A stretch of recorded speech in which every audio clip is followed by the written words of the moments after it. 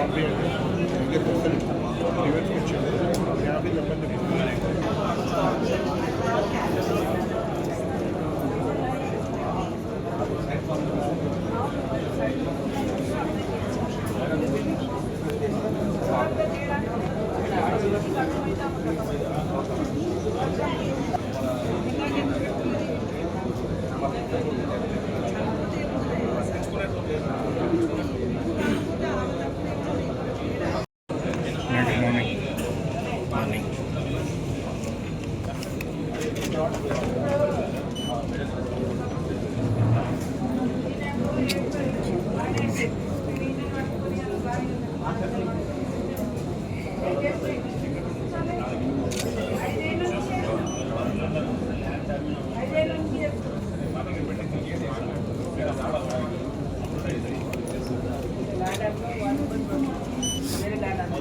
తహసీల్దార్ నెక్పల్లి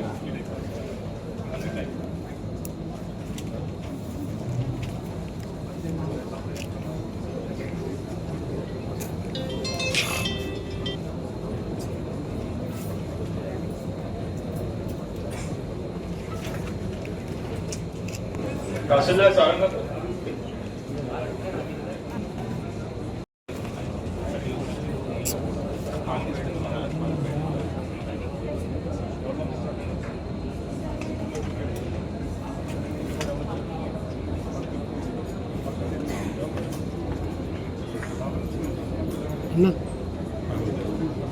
దిగువని వల్ల కనబడతలేదు పోనీ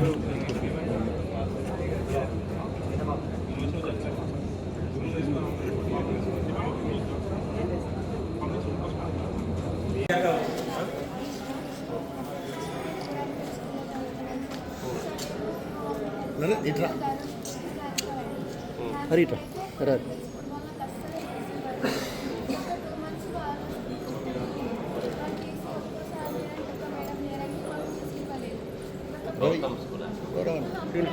ఫార్వర్డ్ స్పీడ్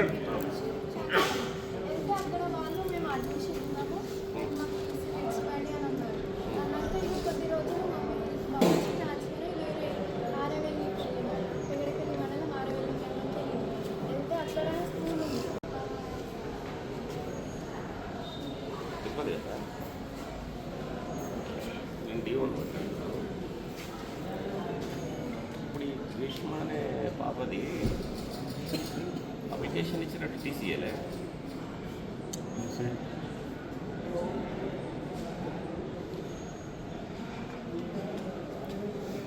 మరి ఇప్పుడు వాళ్ళకి అడ్మిషన్ తీసుకోవడానికి ఆప్షన్ ఉంది అక్కడ వేరే చోట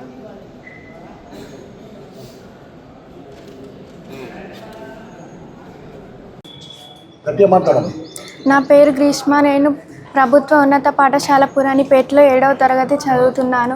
మా అమ్మ ఆరోగ్య కారణాల వలన నేను దరూర్ పురాణిపేట్ స్కూల్ నుంచి దరూర్ స్కూల్కి మారడం జరిగింది. పురాణిపేట్ స్కూల్ వాళ్ళు నాకు అస్సలే టీసీ ఇవ్వకుండా చాలా సతాయించారు. 2 నెలలుగా వాళ్ళని సతాయిస్తున్నారు.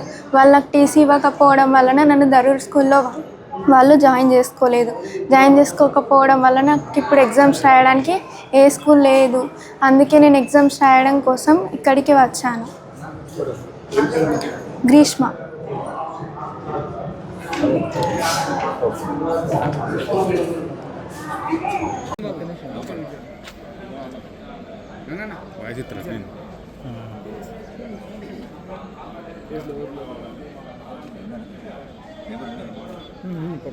జై జవాన్ జై కిసాన్, జై జవాన్ జై కిసాన్. రైతుల ఐక్యత వర్ధిల్లాలి, రైతుల ఐక్యత వర్ధిల్లాలి. రైతు లేనిదే రాజ్యం లేదు, రైతు లేనిదే రాజ్యం లేదు. జై జవాన్ జై కిసాన్, జై జవాన్ జై కిసాన్. గత 15 రోజులుగా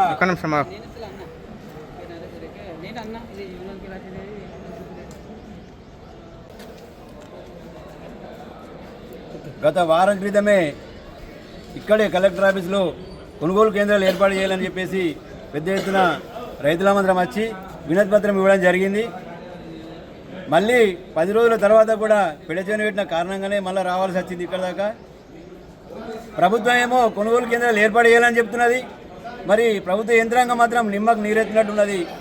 మరి ఆదుకోవాల్సిన కలెక్టర్ గారే రైతాంగాన్ని చిన్నచూపు చూస్తూ పంపిస్తామని చెప్పి ఏదో అప్లికేషన్ తీసుకుంటే చెత్తపుట్టలో వారేయడం జరుగుతున్నది.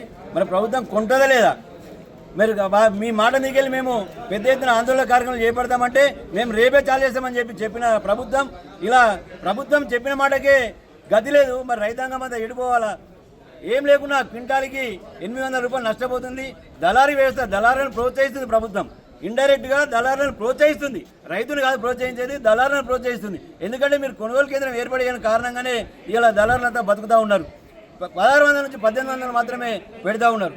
మీరు కేంద్ర ప్రభుత్వం ఏమో 2400 ప్రకటిస్తుంది, మీరే ప్రకటిస్తారు, మీరే కొనుగోలు కేంద్రం ఏర్పడేయారు. మరి ఎక్కడ పోలా రైతాంగం అంతా?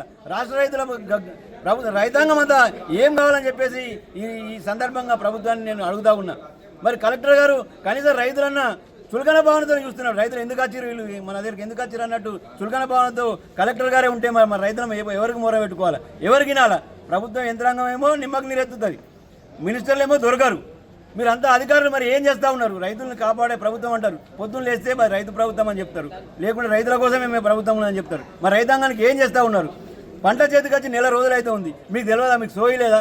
ఎవరికి ఎక్కడ వాళ్ళు నిద్రపోతుర్రా? నెల రోజుల నుంచి మరి దళారుల చేతిలో మోసపోతూ ఉన్నారు రైతాంగం అంతా.